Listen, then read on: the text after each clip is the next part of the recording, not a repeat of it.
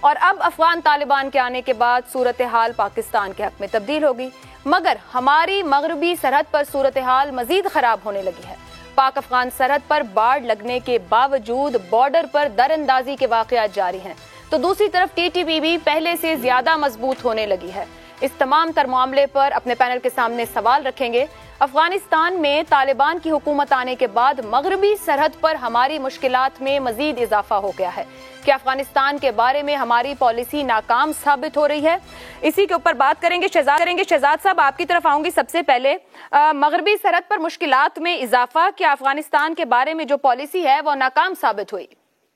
اچھا، ایک چیز ہمیں سمجھنے کی ضرورت ہے کہ ایک پالیسی، جو بھی پالیسی ہے وہ ہمیشہ کے لیے نہیں ہوتی۔ پالیسی تناظر میں بنائی جاتی ہے، تو تناظر افغانستان کا بدلتا رہا ہے۔ 1980 میں ایک اور تناظر تھا جب سوویت یونین وہاں پہ تھا اور پاکستان کو کیا خطرات لاحق تھے اس وقت۔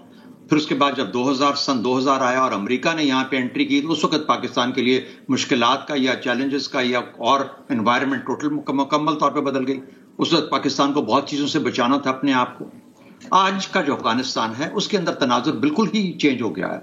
اب آپ یہ سوال اٹھا سکتے ہیں کہ کیا جو افغان طالبان کی جو حکومت ہے یہ جائز حکومت ہے بھی یا نہیں۔ اگر جائز ہوتی تو دنیا بھر میں پاکستان سمیت سب نے اس کو ایکسیپٹ کر لیا ہوتا ہے، ایکنالج کر لیا ہوتا۔ کیا وجہ ہے کہ پاکستان نے ایکنالج نہیں کیا؟ میری اپنی ذاتی رائے کے اندر اصل میں افغان حکومت کی افغان حکومت کو ہم خواہش تو کرتے ہیں کہ وہ اپنے طور پہ اپنا معاملات کو سنبھال سکے، بہتر کر سکے، لیکن مکمل ہوتی نظر نہیں آتی۔ ان کا کنٹرول نہیں ہے اپنے ملک کے اوپر۔ اس وجہ سے وہاں پر بیٹھے گروہ، چاہے وہ کبھی داعش کی شکل میں آتے ہیں، کبھی ٹی ٹی پی کی شکل میں آتے ہیں، وہ اپنے ارد گرد اور پاکستان کے اوپر خاص طور پر جس قسم کے مسائل ہیں، جس قسم کا پرانا ایک نظام ہے، اس کے تحت وہ ہمارے اوپر حملے کیے جا رہے ہیں اور پاکستان کا نقصان ہو رہا ہے۔ پاکستان کو اس تناظر میں اپنی پالیسی کو ریویو کرنا پڑے گا۔ یہ جو ایک پیسو پالیسی ہے جس میں کہ افغان طالبان ناراض نہ ہو جائیں ہم سے، ناراض تو اس کی پریشانی کریں جس کا اپنے اوپر کنٹرول ہو، جس کا اپنے اوپر ہی، اپنے ملک کے اوپر، اپنے معاملات کے اوپر ہی کنٹرول نہیں ہے، تو اس کی ناراضگی بھی کوئی معنی نہیں رکھتی۔ پاکستان کو دیکھنا پڑے گا، ہمیں اپنے بچوں کو، اپنے اولاد، اپنے لوگوں کو، اپنے عوام کو اور اپنے ملک کو بچانا ہے۔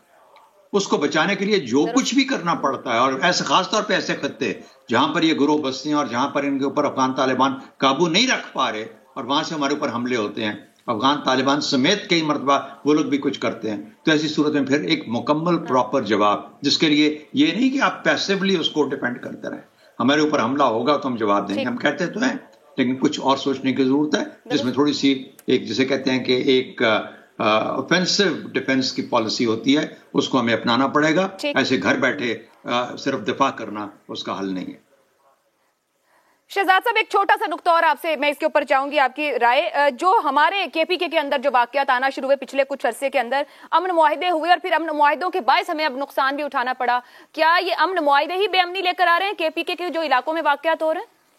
بڑا انٹرسٹنگ سوال ہے، اور مجھے یوں لگتا ہے، میری ذاتی رائے ہے، مجھے اس کے اوپر کوئی بہت زیادہ جو میری انڈرسٹینڈنگ ہے اس کے حساب سے غالباً ایسا ہی ہے، اور میرے خیال میں جو اس کے ذمہ داران ہیں ان کو بھی سامنے آنا چاہیے۔ ہم یہ جو چھپاتے ہیں نا لوگوں کو، کہ جنہوں نے لیڈ کیا اس ساری ڈائلاگ کو، اس سارے معاہدوں کو، ان کو سامنے آنا چاہیے کس وجہ سے کیا گیا، اور پھر جب معاہدے ہو گئے تو اس کے بعد پھر کس نے اجازت دی کہ آپ فینس ہونے کے باوجود بھی آپ یہاں پہ انٹر کر سکتے ہیں؟ وہ کس نے پاسبل کیا؟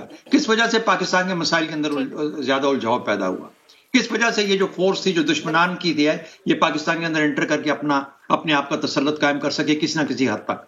پاکستان کے لیے ایک اور رد الفساد سر پہ کھڑا ہے، کرنا پڑے گا، اس کے سوا اور کوئی بچاؤ نہیں ہے۔ پاکستان کو بچانا ہے تو ایک اور رد الفساد کریں، اور اس کے بعد ان کو وہاں دھکیل دیں اور ختم کر دیں جہاں پہ یہ ختم ہوتے ہیں۔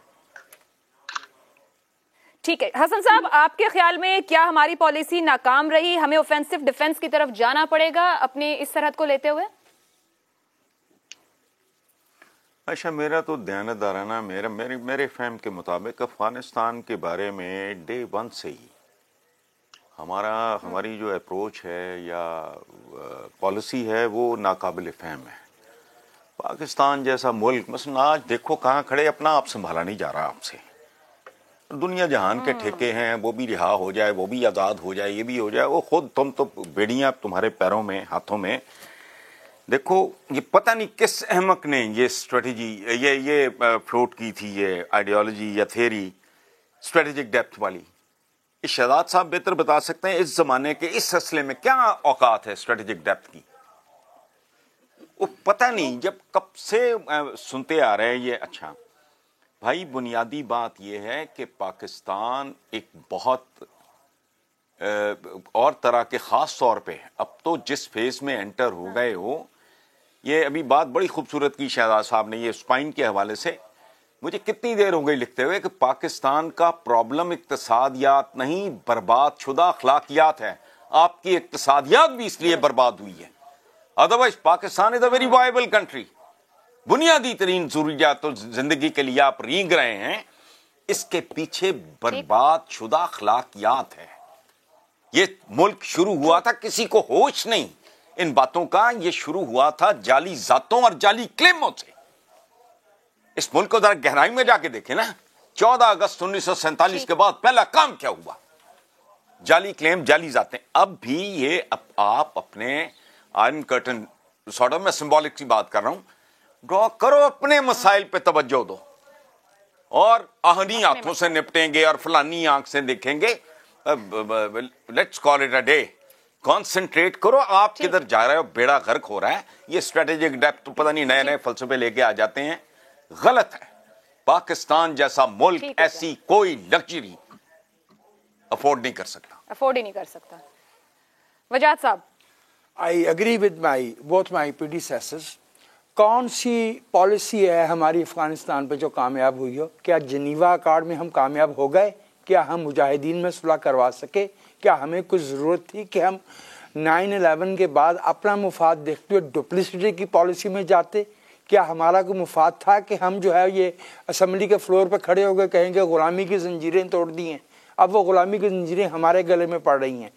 ڈیورنڈ لائن کبھی مانی طالبان نے.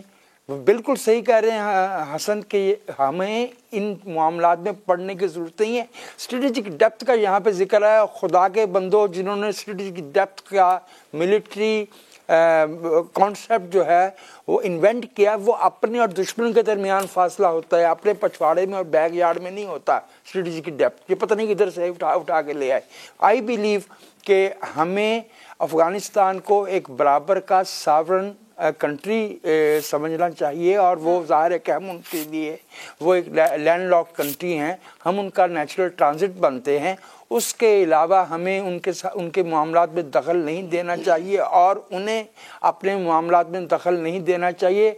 وہ ان لوگوں کو پناہ دیتے ہیں جو ہمارے ملک کے دستور کو نہیں مانتے, جو ہمارے ملک کے تشخص کو نہیں مانتے ایز نیشن اسٹیٹ.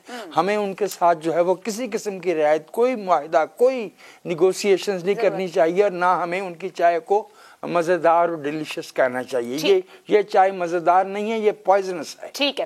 اسحاق رانا صاحب, گفتگو سب کی آپ نے سنی. اب ہم سرحد پار اپنی پالیسی پر توجہ کریں, یا جو ٹی ٹی پی ہمارے ملک کے اندر کر رہی ہے امن معاہدوں کے بعد جو ہمیں ٹارچر کیا جا رہا ہے اس پہ توجہ کریں؟ دیکھیں بات یہ کہ وہ جو ایک شعر شاید تھوڑا سا آگے پیچھے ہو جائے کہ وقت کرتا ہے پرورش برسوں, حادثہ بے سبب نہیں ہوتا. یہ جو آپ فصل کاٹ رہے ہیں یہ کوئی ابھی آپ نے کاشت نہیں کی ہے, یہ پچھلے کئی دہائیوں سے جو چل رہا ہے یہ اس کا شاخسانہ ہے. ایک چیز آپ دیکھیں کہ مہینہ ربانی گئیں, وہاں جا کے وہ ایک بڑا کلیئر واضح پیغام دیا انہیں کہ دیکھیں جی ایسے ایسے ہو رہا ہے اور ہمیں خدشات یہ ہیں. ظاہر ہے ہمارے پاس بھی اطلاعات ہیں.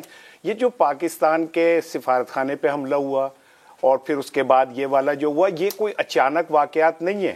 مجھے ایسا فیل ہو رہا ہے کہ اس خطے میں اور اسپیشلی افغانستان میں کچھ بڑا ہونے جا رہا ہے. جو چین اور سعودی عرب اور یہ اس طرف کے جو یہ لوگ ہیں یہ قریب آئیں گے, اس خطے میں کوئی ایک نیا ایشو جو ہے وہ ڈیفینیٹلی جانے والے واپسی کا بھی راستہ ڈھونڈ سکتے ہیں. میں کہہ رہا ہوں نا کہ آپ دیکھیے گا, اور یہ افغانستان تو ہمارے پاؤں کا چھالا پہلے دن سے ہے.